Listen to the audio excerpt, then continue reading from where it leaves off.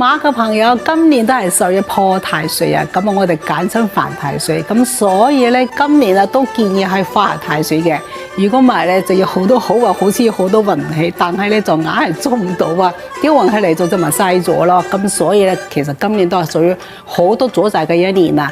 咁但係咧，今年咧最多嘅一個乜嘢咧，就係桃花運啦。咁其實今年有好多係，尤其單身嘅朋友話有桃花運嘅。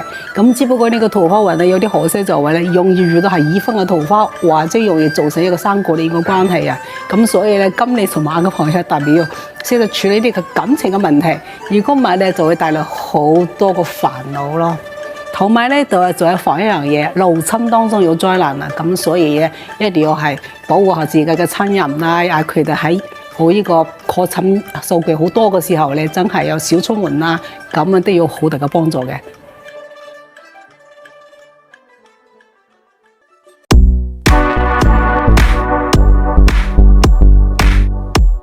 就豬嘅朋友咧，今年其實咧都係有好多朋友係喺癸卯兔年當中有合作嘅機會嘅。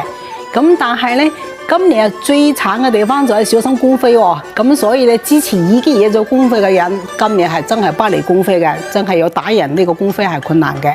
咁未惹到官非嘅朋友咧，今年都係是非好多啦，同埋容易惹官非。咁所以今年咧係特別要小心呢個或者合同啦，或者各方面嘅嘢。要小心呢個官非嘅問題，就可以平安度過一年嘅。咁同埋咧，小心一樣嘢就係你血光之災。咁所以咧，屬豬嘅朋友今年揸車都係要小心。同埋有舊患嘅朋友，建議大家早啲檢查身體。咁有咩病早啲醫咧，今年就可以係平安度過，同埋會越嚟越好嘅。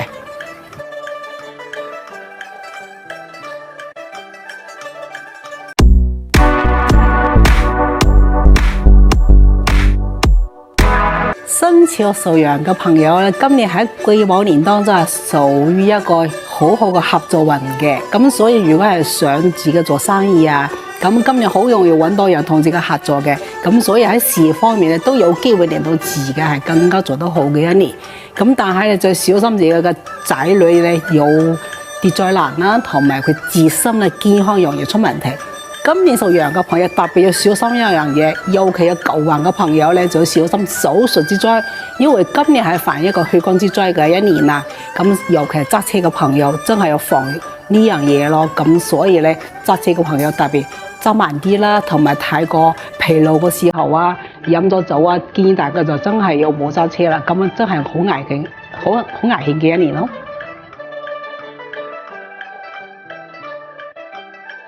生肖屬猴嘅朋友咧，喺23年嘅癸卯年當中，恭喜佢啊！今年有好好嘅好運啊，同埋咧，如果好好把握呢個運勢，事業會更上一層樓嘅，越做越好嘅。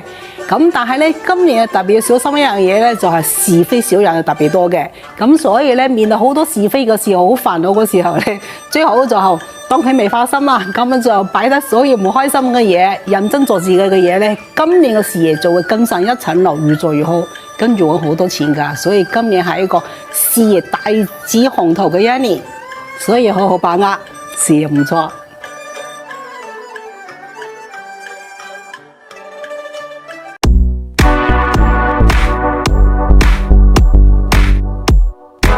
今年咧，生肖屬雞嘅朋友喺癸卯兔年當中係屬於係犯太歲，咁我哋稱為沖太歲。今年係屬於特別要小心破財嘅一年啦，咁所以今年高風險嘅投資係絕對真係唔掂得噶啦，如果唔係就大破財啊，血本無歸嘅。咁所以咧，今年咧就建議大家真係要保住自己份工啊！有好多個朋友今年咧事業運都唔係幾好嘅，有好多想轉工啦，或者係出現好多人事嘅問題，即係話人哋睇唔慣自己啦，咁所以咧產生一個想去轉工嘅人咧就特別多嘅，或者少部分朋友咧就可能會容易失去呢個工作運勢嘅。咁所以咧今年咧首先注意幾樣嘢。第一，喺一個確診咁嚴重嘅狀況之下咧，真係要揾一個新工，其實有啲困難嘅。咁所以咧，建議大家好好把握住依家嘅現階段嘅工作，好好嘅做多啲嘢。咁咧少講笑話，咁令到人哋咧就要睇得順自己嘅，咁就容易保得住份工作啦。少講嘢係好緊要嘅一年啦。同埋建議大家真係要化埋太歲，先係平安容易度過呢一年咯。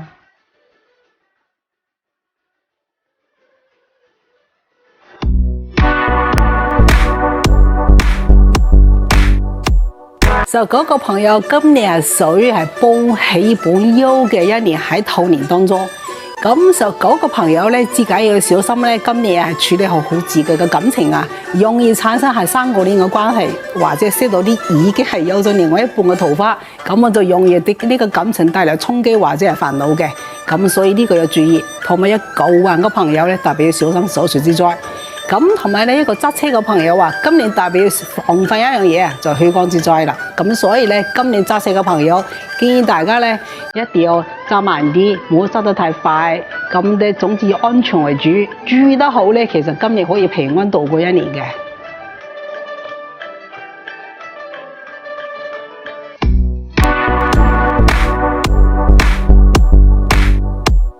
就豬嘅朋友咧，今年其實咧都係有好多朋友係喺癸卯兔年當中有合作嘅機會嘅。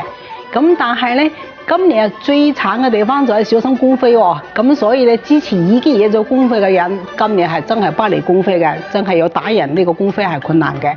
咁未惹到官非嘅朋友咧，今年都係是非好多啦，同埋容易惹官非。咁所以今年咧係特別要小心呢個或者合同啦，或者各方面嘅嘢。要小心呢個官非嘅問題，就可以平安度過一年嘅。咁同埋咧，小心一樣嘢就係你血光之災。咁所以咧，屬豬嘅朋友今年揸車都係要小心。同埋有舊患嘅朋友建議大家早啲檢查身體。咁有咩病早啲醫咧，今年就可以係平安度過，同埋會越嚟越好嘅。